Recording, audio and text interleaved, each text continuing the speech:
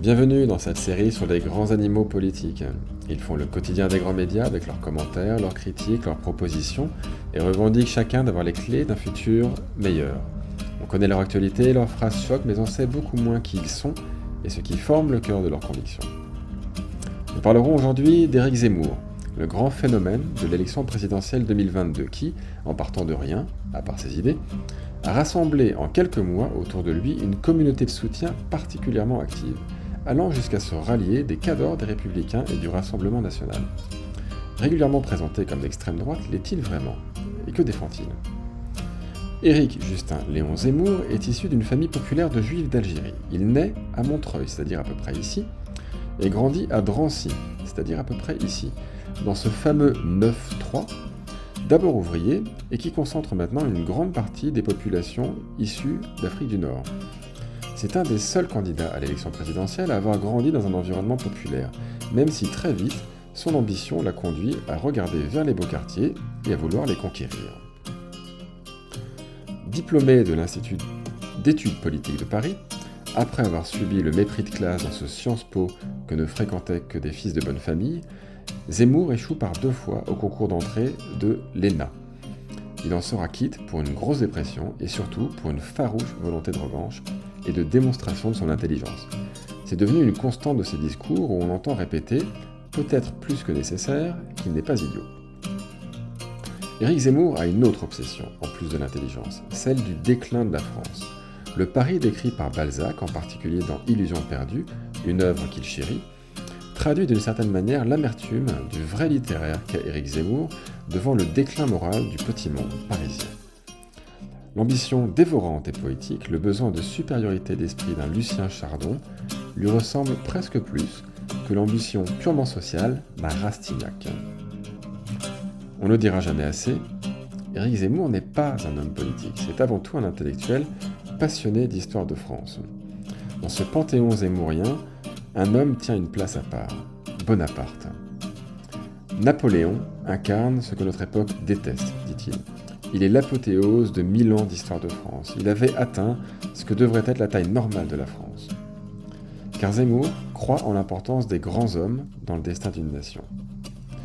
Une anecdote circule d'ailleurs sur un des anniversaires costumés d'Éric Zemmour où les invités ont été accueillis à la Malmaison, c'est-à-dire la demeure de l'impératrice Joséphine, par des jeunes gens habillés en grenadiers de l'Empire.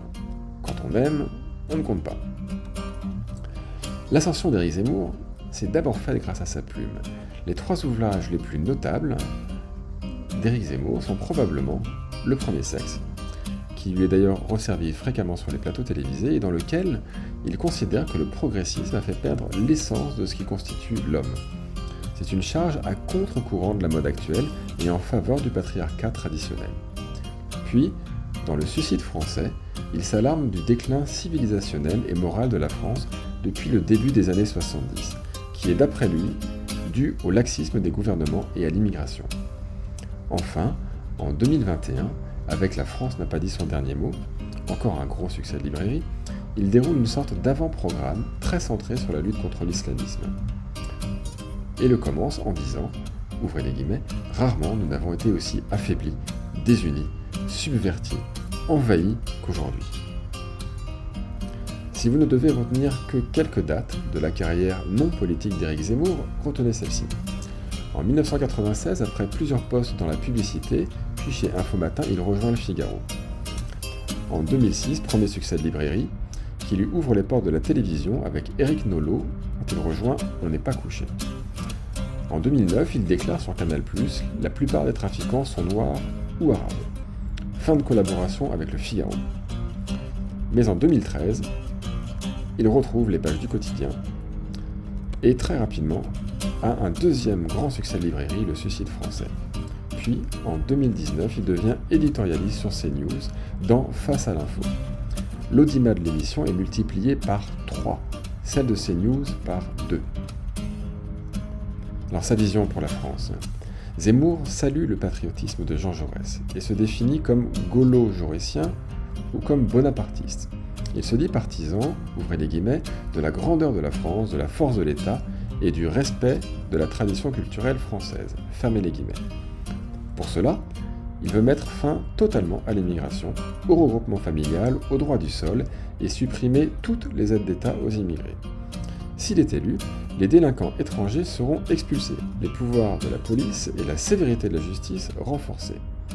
Il considère également que l'école est gangrénée par le progressisme au détriment des bases de l'éducation. Il veut donc la réformer en profondeur, avec une vision assez élitiste qui doit classer rapidement les enfants en fonction de leurs capacités. Une des manifestations de sa vision de la France est sa volonté de réinvestir massivement en province, avec des primes à la naissance, l'embauche de médecins et la rénovation des centres-villes. Pour tout cela, le pouvoir devra être fort, ce qui laisse penser qu'Éric Zemmour pourrait gouverner par décret pour éviter le Parlement.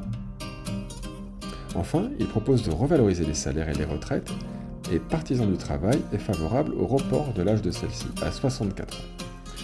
Le politologue Jean-Yves Camus classe Éric Zemmour dans la droite hors les murs, c'est-à-dire une droite identitaire, mais pas l'extrême droite, malgré la dureté parfois de son discours.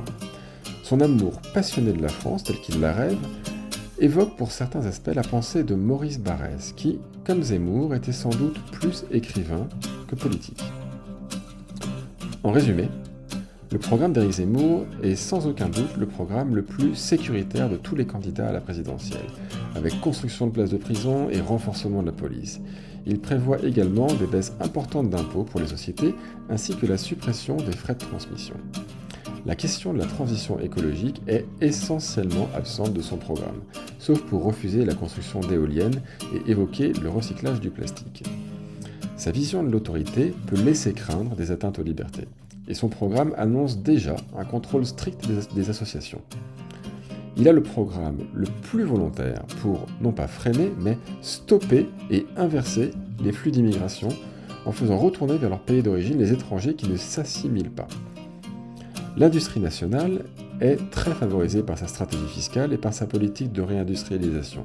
On peut donc anticiper des effets positifs sur l'emploi.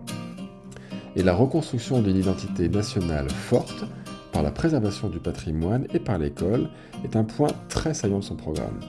Ce qui n'est par contre pas le cas de l'aide aux plus démunis. La vision d'Éric Zemmour est que l'État protège le travail et les travailleurs, mais que le reste relève des structures familiales. Voilà, je vous remercie d'avoir regardé cette vidéo. D'autres suivront. Et comme le veut la tradition des réseaux sociaux, je vous dis de ne pas hésiter à liker, à partager, à faire des clics et des machins. Je remercie encore une fois Marcos pour le fond sonore de guitare. À très bientôt.